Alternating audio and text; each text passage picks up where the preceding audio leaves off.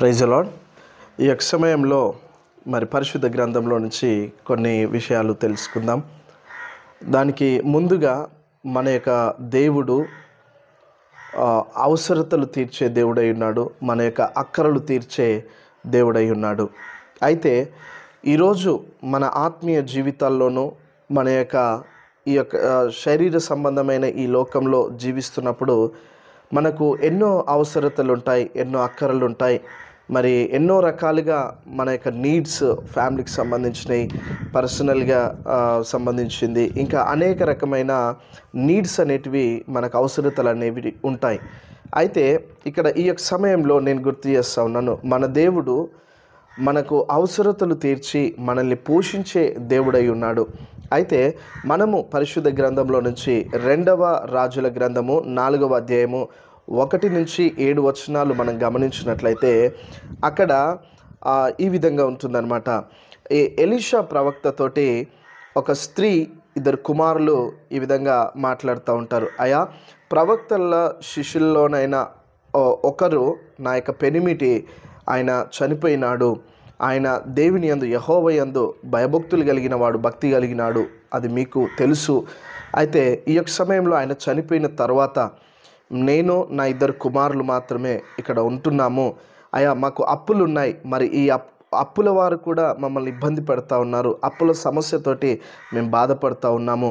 మరి ఈ అప్పులు తీరాలంటే ఏం చేయాలో అర్థం కావట్లేదు. నా 2 కుమారులని అప్పిచ్చిన వారు తీసుకెళ్ళి వారికి దాసులుగా ఉంచుకుంటామని చెప్పేసి చెప్తా ఉన్నారు అని ఎలీషా ప్రవక్తతోటి అన్నప్పుడు, ఆ ఎలీషా ప్రవక్త, నా వలన నీకు ఏమి కావాలి, నీ దగ్గర ఏముందో నాకు తెలియజెప్పమని చెప్పేసి అన్నప్పుడు, అయ్యా, నా ఇంట్లో కొంచెం బుడ్డిలో నూనె ఉంది అని చెప్పేసి ఆ యొక్క స్త్రీ చెప్పడం జరుగుతుంది. చెప్పినప్పుడు ఎలీషా ప్రవక్త ఉండేసి, మీరు పాత్రలు తీసుకురండి అని చెప్పేసి చెప్తాడు.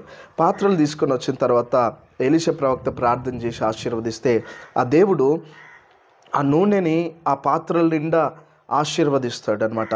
అయితే ఇక ఆ నూనె పట్టడానికి, ఆ నూనె నింపడానికి కూడా పాత్రలు లేవు అని చెప్పేసి చెబుతారు. లేవు అని చెప్పిన తర్వాత నూనె రావటం అనేది ఆగిపోతూ ఉంటుంది. అయితే తర్వాత ఎలీషా ప్రవక్త ఆ కుటుంబంతో, ఆ శిష్యుడైన తన భార్యతోటి, శిష్యుని భార్యతోటి, మరి తన కుమారులతోటి ఎలీషా ప్రవక్త ఈ విధంగా సెలవిస్తాడు. అయితే మీరు వెళ్ళి ఈ నూనెని అమ్మివేసి వచ్చిన డబ్బుతోటి మీ అప్పులు తీర్చుకోండి. తర్వాత నీవు నీ కుమారులు బ్రతకటానికి మిగిలిన డబ్బుని మీరు ఉంచుకోండి అని చెప్పేసి సెలవిస్తాడు. అయితే దీన్ని బట్టి చూస్తే దేవుడు మనము అప్పుల్లో ఉన్నను, ఇబ్బందుల్లో ఉన్నను, అనారోగ్యంలో ఉన్నను, శ్రమల్లో ఉన్నను, ఏ పరిస్థితుల్లో ఉన్నను దేవుడు విడిచిపెట్టే దేవుడైతే కాదు. దేవుడు ఖచ్చితంగా మనకు తగిన పరిస్థితిలో, మనం ఏ పరిస్థితుల్లో ఉన్నా కానీ దేవుడు మనల్ని అక్కరలు తీర్చి మన అవసరతలు తీర్చే దేవుడై ఉన్నాడు. అయితే ఫిలిప్పీలకు రాసిన పత్రిక 4వ అధ్యాయము 19వ వచనంలో కూడా అపోస్తలుడైన పౌలు ఈ విధంగా గుర్తు చేస్తూ ఉన్నాడు. కాగా దేవుడు తన ఐశ్వర్యము చొప్పున క్రీస్తేసు మహిమలో మీ అవసరతను తీర్చును అని ఈ విధంగా సెలవిస్తూ ఉన్నాడు. ఆ దేవుని యొక్క మహిమ, ఆ యొక్క దేవుని ఐశ్వర్యము చొప్పున ఆయన నమ్మినటువంటి మనందరి అవసరతలు కూడా ఆ దేవుడు తీర్చే దేవుడై ఉన్నాడు. అయితే దేవుడు మత్తయి సువార్త 6వ అధ్యాయంలో కూడా ఒక మాట అంటాడు, ఆకాశ పక్షుల్ని చూడుడి, అవి విత్తవు, కోయవు, కొట్లలో ధాన్యమును సమకూర్చుకొనవు, ఆయనను మీ తండ్రి, పరలోకపు తండ్రి వాటిని పోషించుటలేదా? వాటికంటే మీరు బహుశ్రేష్ఠులు కారా అని చెప్పేసి దేవుని యొక్క వాక్యం ఈ విధంగా సెలవిస్తూ ఉంది. అవును, మనం బహుశ్రేష్ఠులము. ఆయన స్వరక్తమిచ్చి మనల్ని కొనుక్కున్నాడు. మనల్ని, మన అవసరతలు తీర్చే దేవుడై ఉన్నాడు. మన కష్టాలు, బాధల్లో, ఇబ్బందుల్లో, శ్రమల్లో దిక్కులేని వారిగా ఉంటే ఆయన చూసే దేవుడు కాదు. నాకెందుకులే అని విడిచిపెట్టే దేవుడు కాదు. అందుకనే దేవుడు అంటున్నాడు, ప్రతి అవసరత తీర్చే దేవుడు అయినాడు. ఇజ్రాయేలు ప్రజలు ఐగుప్తు ప్రాంతం నుండి ఆ మోషే నడిపిస్తున్నప్పుడు కూడా ఆ దేవుని మీద గుణిగినరు. ఆయనను మోషే ప్రార్థన చేసినప్పుడు ఆయన పూరేళ్ళు ఇచ్చి, ఆయన ఆ యొక్క మన్నాను కురిపించి వారి యొక్క కడుపులు నింపినాడు. వారు గుణిగినరు. ఆయనను దేవుడు ప్రేమ కలిగిన వాడు, దేవుడు జాలి కలిగిన వాడు, కరుణ కలిగిన వాడు. ఆయన ఏర్పరచుకున్న జనాంగాన్ని, ఆయన యొద్దకు వచ్చిన వారిని ఆయన విడిచిపెట్టే దేవుడు కాదు. అందుకనే దేవుడు వారికి మారా వంటి ప్రదేశంలో కూడా మధురమైన నీళ్ళని ఇచ్చినాడు.